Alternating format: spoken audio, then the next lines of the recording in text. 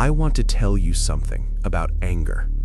Not the kind that arrives with a reason, not the kind you can point to and say, this is why. The other kind. The kind that's already there when you wake. The kind that sits in your chest like a second heart, beating its own rhythm, and you learn to live with it so well that you forget it isn't supposed to be there. The anger came before the thought. That's what I need you to understand. I was the firstborn, the first son of the first man and the first woman. Do you know what that means, to be first at everything? First to see my mother cry, first to hear my father pray to a God I'd never seen, first to learn that outside those gates, the ones they never let me approach, there had been something else, something perfect, something they lost. I was born into the echo of their mistake. And Abel? Abel came after. He didn't have to carry it the way I did. I don't know why. We came from the same grief, the same exile, but it bent us differently. He looked at the sky like it might open. I looked at the ground because that's all we had left. I worked the soil. I tore at it. I made it yield. My hands bled into the dirt, and I thought, if I do this well enough, if I give enough, maybe I can fix what they broke. Maybe I can earn back what was lost. Maybe he would see me. You have to understand, I wasn't trying to compete, not at first. Abel kept the flocks. He sang to them, sang, like the world was still a garden, like we hadn't been cast out into dust and thistle and sweat. He'd come back at evening with his lambs, smelling like wool and wildflowers, and my father would smile at him in a way that made my chest tighten. I told myself it didn't matter. I told myself I had my own work, my own worth, but the anger was there, quiet, constant, a hum beneath everything. When it came time to offer our gifts, I thought, this is it. This is when he sees what I've done. All those years of bleeding into the earth, of coaxing life from cursed ground. I brought the fruit of my hands, the best I had. I stood there with my offering, and I waited. I waited for the fire, for the sign, for the acknowledgement that I had done enough. Nothing. The smoke from my altar rose and scattered, thin, pale. It didn't climb, it just dissolved. And then I looked over. Abel's altar was burning. Not burning, alive. The smoke rose straight and bright, like a road back to something I'd never known. My brother's face, God, his face, he looked surprised, grateful, like he hadn't expected it, like he'd just offered what he had, and somehow it was enough. He hadn't even tried as hard as I had. I don't remember the moment the thought formed. I remember the anger sharpening, turning from a hum into a scream inside my skull. I remember feeling my jaw lock and my fists close, and something inside me saying, this isn't fair, this isn't right. What did he do that I didn't do? He didn't suffer like I did. He didn't carry the weight. He didn't try to fix anything. He just was, and somehow that was enough. I wanted to ask him why. Why him and not me? What did I do wrong? What do I have to do? But I didn't ask, because underneath the question was something worse, a fear that the answer was nothing.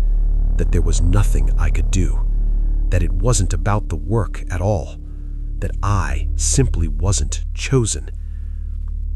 I started avoiding Abel, but he followed me. Of course he did.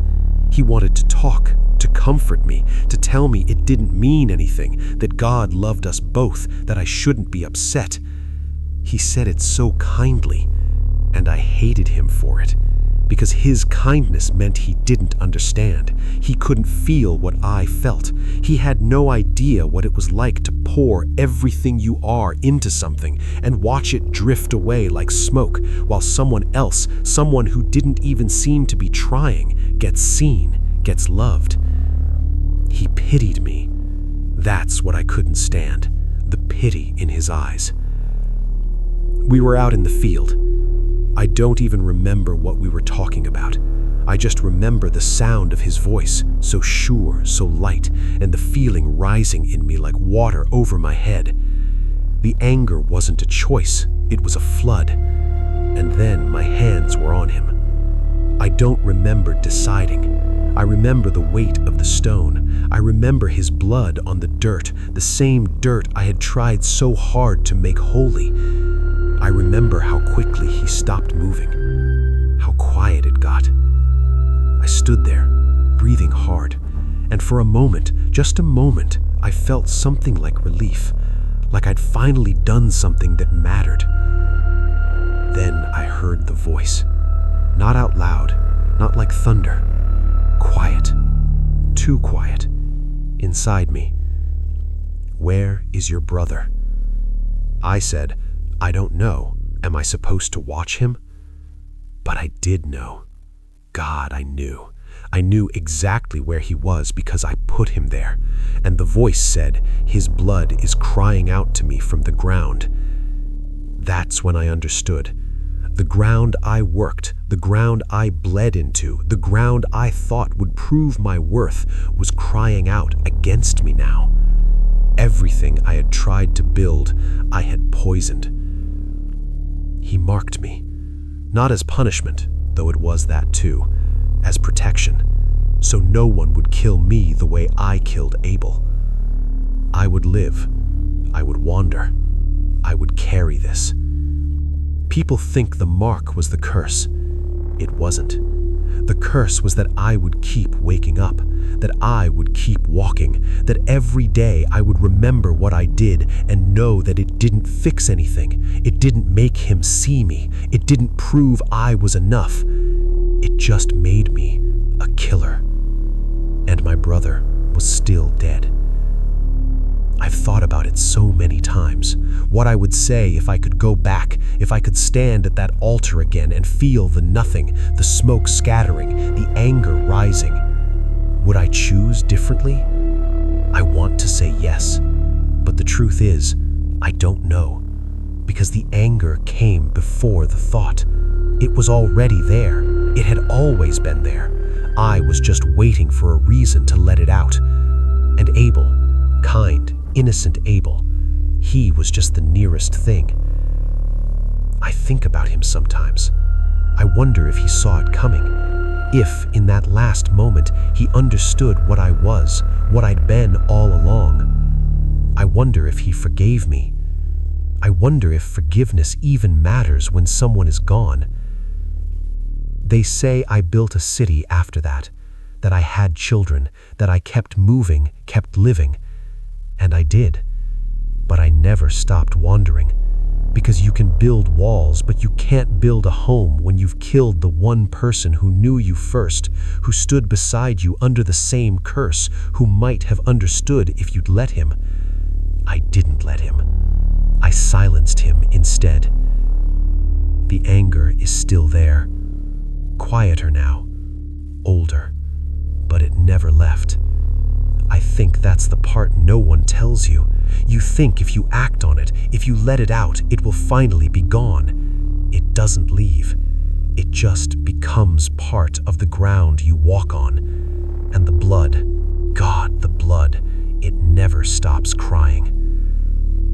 I was the first son, the first to be born outside paradise, the first to kill. And I'm still here.